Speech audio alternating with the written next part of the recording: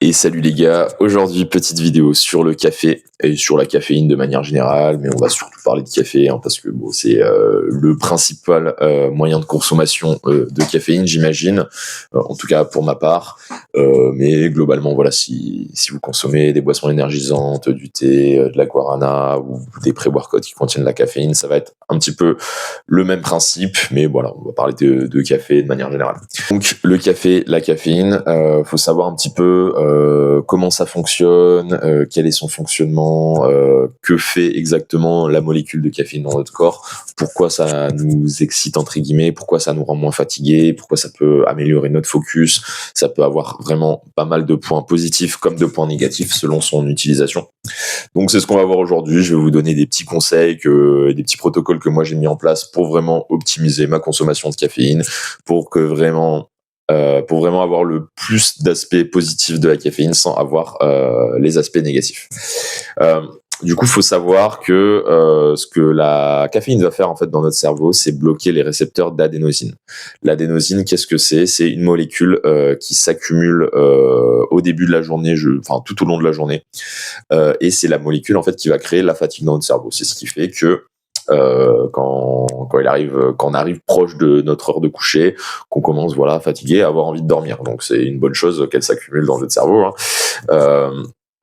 Et c'est pour ça d'ailleurs que, alors j'ai fait plusieurs vidéos où sur ma morning routine par exemple, je conseille d'aller regarder le soleil tôt le matin, notamment parce que ça va mettre en route vos récepteurs d'adénosine, ça va faire comprendre à votre cerveau qu'il est réveillé et du coup il va commencer à produire de l'adénosine et elle va s'accumuler tout au long de la journée.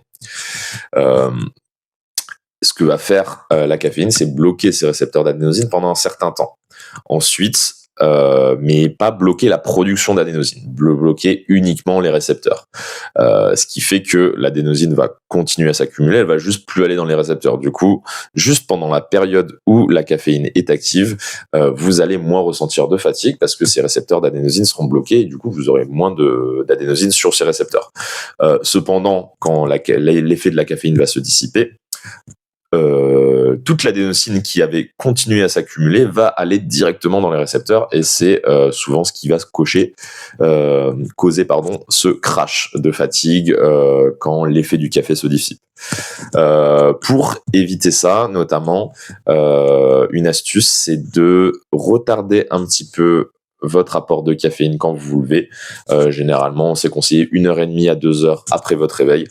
Donc, ce que je vous conseille, c'est de vous réveiller, vous faites un petit peu votre morning routine, vous allez dehors, prendre la lumière dans vos yeux, très important. Et ensuite, 1h30 après votre réveil, vous pouvez consommer votre premier café, commencer à consommer de la caféine. Vous pouvez en stacker pas mal durant la journée, surtout le matin. Et ensuite, éviter d'en consommer bien sûr trop tard pour pas bloquer ces récepteurs d'adénosine au moment où vous allez vous coucher, parce que vous avez envie que au moment où vous allez vous endormir, que vos récepteurs d'adénosine ne soient pas encore bloqués. Donc voilà. Pour ce qui est de la caféine, pour ce qui est du timing durant la journée, ce que je vous conseille, c'est 1h30 après votre réveil, commencez à consommer de la caféine et à arrêter, en fait, selon l'heure de vous coucher, mais au moins 6 heures avant l'heure de votre coucher. Donc, si vous couchez vers 22 heures, voilà, je vous conseille de prendre votre dernier café, avant 16 heures. Voilà. Parce que, voilà, l'effet de la caféine va durer environ 6 heures, peut-être un peu plus. C'est mieux si vous arrivez à survivre votre journée en buvant juste du café le matin, voilà, c'est très bien. Et pareil, en fait, selon ça dépend vraiment des personnes. Il y a des personnes qui supportent plus ou moins bien. Si vous prenez beaucoup de café, vous pouvez avoir le cœur qui bat un petit peu plus, faire un petit peu de tachycardie, etc. Donc, il y a quand même une limite à respecter. Alors, je sais plus exactement. La limite mortelle de la caféine, elle est très très haute. Faut vraiment boire une 50aine de cafés. Mais voilà, je vous conseille globalement de vous limiter à 3-4 cafés maximum par jour. C'est vrai que moi, je suis pas tout le temps ça m'arrive d'en prendre un peu plus. Je suis un grand amateur de café. Mais j'essaye d'être carré sur le fait de le prendre après 1h30 mon réveil et de prendre mon dernier café, voilà, 16h, 16h30, vers ces eaux-là, vu que je me couche à peu près vers 23h, 23h30 selon les jours. Donc voilà, j'essaye de respecter au moins ça, même si je prends pas mal de café durant cette période. J'en prends peut-être 4 ou 5 durant la journée, ça dépend des jours. Bon, plutôt 4 généralement, 5 si c'est vraiment que j'avais beaucoup envie de café. Et pas uniquement parce que j'ai besoin d'énergie, hein, c'est juste que vraiment j'adore le goût. C'est pour ça que aussi je prends pas de pré-workout, parce que j'adore boire beaucoup de café, j'adore le goût du café. Et du coup, si je prenais en plus un pré-workout qui contient de la caféine, ça voudrait dire que là j'aurais vraiment, surtout qu'en plus dans la plupart des pré-workouts, ils contiennent énormément de caféine, ce qui va qui va être l'équivalent en caféine de 2-3 cafés. Donc voilà, moi je prends plus de plaisir à boire 2-3 cafés que à boire un pré-workout, surtout qu'en plus selon le pré-workout peut y avoir des trucs chelous un petit peu à l'intérieur. Donc moi mon pré-workout c'est de la caféine. Alors là j'en ai plus, mais alors des fois je prenais de la citrulline avec, de la L-citrulline, qui est un acide aminé qui favorise la circulation sanguine et du coup qui augmente le pump un petit peu après l'entraînement, et même de manière générale favoriser la circulation sanguine, c'est une bonne chose pour les performances sportives, pour la santé de manière générale, pour la santé sexuelle également, pour les érections pour les hommes. Donc ça peut avoir pas mal d'autres avantages. Bon, la L-citrulline, j'en parlerai une autre fois, c'est pas le sujet de cette vidéo. Mais voilà, globalement, sachez que si vous prenez en plus un pré-workout, essayez de réduire un peu votre nombre de café ou vos autres apports de caféine. Peut y avoir plusieurs autres sources, hein. Le thé contient un peu de caféine, la guarana, d'autres choses comme ça. Bon, globalement, ça va rester sur le café. Pour ceux qui aiment vraiment pas le café, les boissons énergisantes, etc. Boissons énergisantes, moi je suis un grand fan, j'aime bien le goût, mais j'en bois plus parce qu'il y a vraiment trop de trucs bizarres à l'intérieur. Donc je conseille pas, même si moi je trouve ça délicieux. Mais voilà, c'est pas un truc que je conseille, j'ai arrêté d'en boire. Malheureusement, c'est un truc un peu qui me manque de temps en temps.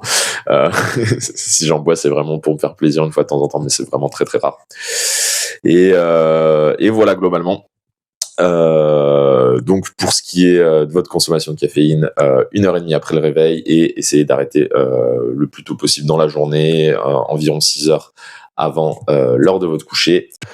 Donc voilà un petit peu pour les protocoles par rapport à la caféine, hein, quel que soit votre moyen d'assimilation, que ce soit en supplément, que ce soit par boisson énergisante, que ce soit par le café, par thé, etc. Voilà ce que je conseille un petit peu pour consommer votre caféine. Ensuite, on va voir un petit peu les avantages et les inconvénients de consommer de la caféine. Alors, je sais pas, je consomme de la caféine depuis que j'ai à peu près 18 ans, je dirais. Et je saurais pas dire essentiellement si je vois une différence au niveau de ma capacité de concentration, etc. Parce que depuis que j'ai 18 ans, il y a énormément de choses. Il aurait fallu vraiment isoler juste le facteur caféine. Et je pense que je ferai le test de faire vraiment un mois sans caféine pour voir si mon attention s'est détériorée, s'est améliorée, etc. Si ma santé, pour voir un petit peu les aspects négatifs et vraiment essayer d'isoler juste ce critère-là, parce que là, comparé à quand je buvais pas de caféine, il y a trop de facteurs qui ont changé pour pouvoir vous dire c'est à cause de la caféine ou c'est grâce à la caféine que. Donc ça, je peux pas vraiment faire faire un comparatif tout de suite. Bon, par contre, il y a plein d'aspects qui sont prouvés de la caféine. C'est que ça va vous donner de l'énergie, ça va réduire la fatigue, donc souvent de meilleures performances sportives si vous prenez un café juste avant, de la caféine juste avant. Ça peut améliorer l'attention, le focus, notamment si vous combinez la caféine à un acide aminé qui s'appelle la L-théanine. Ça a été prouvé que ça pouvait augmenter votre attention, votre focus, si vous faites un travail intense où vous devez être vraiment concentré, etc.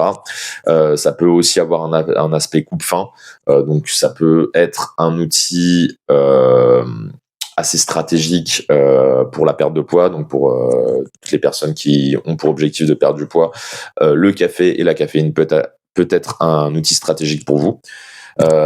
Sauf qu'ensuite, évidemment, il y a des effets négatifs. Il y a des personnes qui supportent plus ou moins bien la caféine, qui peuvent avoir des palpitations au cœur, de la tachycardie, qui peuvent avoir des crashs plus ou moins violents, qui fait que vraiment vous avez à avoir le cerveau embouillé, ce qu'on va appeler des brain fog, etc. Et il y a des personnes qui, quand elles arrêtent la caféine, ont un peu moins ces effets. Il y a des personnes à qui ça peut donner de l'anxiété, etc. Donc vraiment, ça dépend plus ou moins des personnes. Moi, je vous le dis, le meilleur, c'est de faire le test sur vous, de tester. Alors, c'est vrai que quand on consomme du café tous les jours, c'est très dur d'arrêter pendant une longue période. Et j'ai vraiment envie de faire le test pour voir sur moi ce que ça donne, si vraiment, effectivement, je me sens mieux ou moins bien sans café. Mais globalement, voilà, si vous consommez du café, essayez de mettre au moins en place les protocoles que je vous ai dit dans la première partie de cette vidéo, parce que ça ne peut que améliorer en fait l'effet que la caféine va avoir sur vous. Par rapport aux autres compléments alimentaires que la caféine qui peuvent avoir une interaction avec, je pense tout de suite donc à la L-théanine que je vous ai dit, qui peut en synergie avec la caféine être assez efficace pour la concentration, l'attention. La créatine peut diminuer certains effets négatifs de la caféine quand elle est prise après. Donc, moi, c'est pour ça que je prends ma créatine. Si vous consommez de la créatine, ce que je vous conseille d'ailleurs, de la prendre après votre dernier café, parce que ça peut vraiment diminuer les aspects négatifs du café.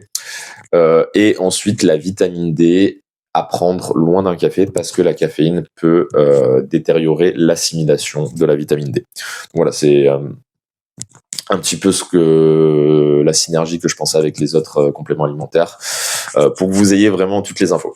Voilà, c'est à peu près tout ce que j'avais à dire, en tout cas pour l'instant, avant que je me renseigne plus et que je fasse des tests sur moi-même sur la caféine.